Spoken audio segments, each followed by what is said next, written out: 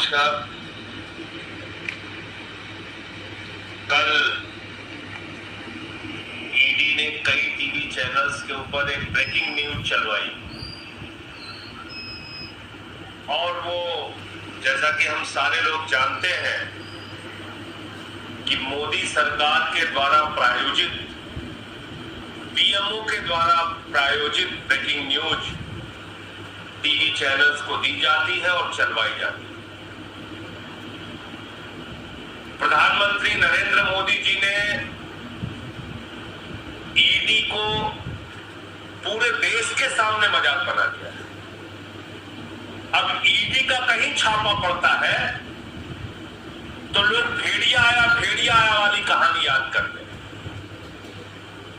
लोग ये मानते हैं कि अगर ईडी का छापा पड़ा है, सीबीआई का छापा पड़ा है, तो इसका मतलब कहीं ना कहीं किसी राजनीतिक विरोधी को दबाने की कोशिश भारतीय जनता पार्टी की ओर से होगी। और ये कोई बात मैं हवा में नहीं कह रहा हूं, किसी गुस्से में भी नहीं कह रहा हूं, बल्कि प्रमाण सहित ये बात कह रहा हूं। मैंने 2014 से लेके 2023 तक के आंकड़े आप लोगों के सामने रखे थे कि किस तरह से, चाहे वो हेमंत विश्व शर्मा हो, शुभेंदु अधिकारी हो, मुकुल राय हो, येदियुरप्पा हो, शिवराज सिंह हो, रेड्डी ब्रदर्स हो, अजीत पवार हो, छगन भुजबल हो, हसन मुश्रीफ हो, कितने सारे नाम, जिन लोगों के ऊपर नारायण राणे हो, जिन लोगों के ऊपर ईडी सीबीआई के छापे पड़ रहे थे, उनके ऊपर जांच चल रही थी, उनको जेल में डालने की तैयारी हो रही थी, बीजेपी में उनको मोदी जी ने शामिल किया और मोदी वॉशिंग पाउडर से धुलकर उनको राजा हरिश्चंद्र बनाने का काम किया। पूरे देश में एक एक भ्रष्टाचारी को चुन चुन कर मोदी जी ने भारतीय जनता पार्टी में शामिल किया। लेकिन दुर्भाग्य से उनका वो मोदी वॉशिंग पाउडर दिल्ली में फेल हो जा रहा है। तो जबरन, फर्जी तरीके से, मनगढ़ंत तरीके से मुकदमा बनाने की कोशिश ईडी के द्वारा की जा रही है और ये सब कुछ भारत के प्रधानमंत्री नरेंद्र मोदी के इशारे पर हो रहा है। तथाकथित शराब घोटाला हम लोग शुरू से कहते आ रहे हैं, आम आदमी पार्टी शुरू से बात कह रही है कि दरअसल शराब घोटाले जैसी कोई चीज नहीं, सर पे पत्थर मारने का काम बीजेपी कर रही है और सर पे पत्थर मरवाने का काम ईडी से करवा रही है। निकलना कुछ नहीं। 14 घंटे में मनीष सिसोदिया के घर मोदी जी ने छापा मरवाया, कुछ नहीं निकला। गांव में छापा मरवाया, कुछ नहीं निकला। बैंक का लॉकर चेक करवाया, कुछ नहीं निकला। दफ्तर दिल्ली सरकार में जो उनका था उसको चेक करवाया, कुछ नहीं निकला। तो अभी कल उन्होंने ब्रेकिंग न्यूज चलवाई, 52 करोड़ की संपत्ति पकड़ी गई, 52 करोड़ की संपत्ति पकड़ी गई। सारे लोग हैरान हो गए कि 52 करोड़ की संपत्ति कहां पकड़ी गई।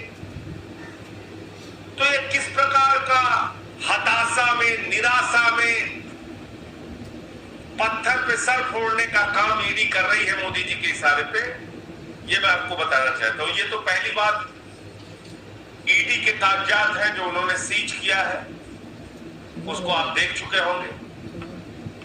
एक 5 लाख रुपए का फ्लैट है जो 2005 में खरीदा गया था। एक 65 लाख रुपए का फ्लैट है जो 2018 में खरीदा गया था और एक सैलरी अकाउंट है जिसमें 11 लाख रुपए। आप कल्पना कीजिए कि सैलरी अकाउंट जहां पर लोगों की तनख्वाह आती है, उस अकाउंट को ईडी सीज कर रही है, जिसका कोई लेना देना नहीं है शराब घोटाले से। 2005 के फ्लैट को सीज कर रही है जिसका कोई लेना, तब कभी वो मंत्री बनेंगे, विधायक बनेंगे, प्रधान भी बनेंगे, सभासद भी बनेंगे, नहीं सोचा था मनीष सिसोदिया ने। उस समय के फ्लैट की को जब्त किया जा रहा है, सीज किया जा रहा है। और 2018 में जब इस पॉलिसी का कोई लेना देना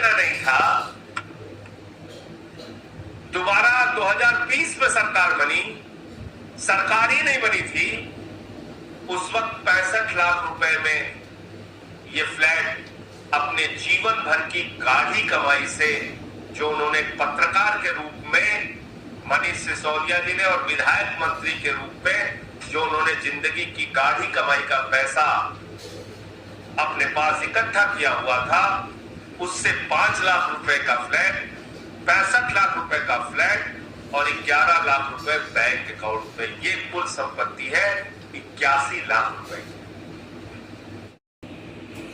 मुझे तो हंसी आ रही है और मैं समझता हूं कि भारत के इतिहास में अगर पूछा जाएगा कि ईडी का सबसे हास्यास्पद और मजाकिया केस बताओ, तो लोग कहेंगे मनीष सिसोदिया का केस।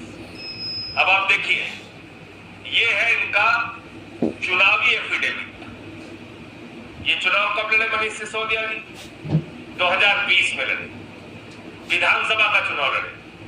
और जब विधानसभा का चुनाव लड़े तो उस इलेक्शन एफिडेविट में भी इसको घोषित किया है, अपने चुनावी शपथ पत्र में 5 लाख रुपए की प्रॉपर्टी और 65 लाख रुपए की प्रॉपर्टी की घोषणा की है उन्होंने। तो बताओ ये भ्रष्टाचार कहां से हो गया? और इसका शराब नीति से क्या लेना देना है? ये तो 2020 के चुनाव में ही उन्होंने डिक्लेयर किया है, 5 लाख रुपए के फ्लैट और 65 लाख रुपए के फ्लैट का जिक्र किया उन्होंने। पॉलिसी तो बनी 2022 में, 2 साल के बाद, तब तो चुनाव लड़ रहे थे, सरकार भी नहीं बनी थी। तो मतलब क्या कर रही है ईडी? क्यों अपना मजाक उड़वा रही है? क्यों अपने आप को मजाक बना रही है? मैं मोदी जी से एक ही चीज कहना चाहता हूं, नरेंद्र मोदी जी, भले ही आपने 8 सरकारें पिछले 9 साल में तोड़ तोड़ के बनाई है, भले ही हर राज्य में आपने विधायकों की खरीद फरोख्त करके सरकार को गिरा के मंत्री, उप मुख्यमंत्री और खोखा खोखा का लालच देके विधायकों को तोड़ा है, लेकिन मैं आपको सीधे शब्दों में बताना चाहता हूं, दिल्ली में आपको सफलता नहीं मिलने वाली, पंजाब में आपको सफलता नहीं मिलने वाली, आम आदमी पार्टी पर आपको सफलता नहीं मिलने वाली। इसलिए निरर्थक प्रयास मत करो मोदी जी, हवा में तीर मत चलाओ, कुछ हासिल होने वाला नहीं। यहां बहुत कोशिश कर लिया आपने, हमारे 45 विधायकों पे फर्जी मुकदमे किए आपने, जेल में डाला, मनीष सिसोदिया को जेल में डाला, सत्येंद्र जैन को जेल में डाला, 36 किलो वजन कम हो गया सत्येंद्र जैन का, बहुत तोड़ने की कोशिश की, लेकिन कोई टूटा नहीं आम आदमी पार्टी का सिपाही।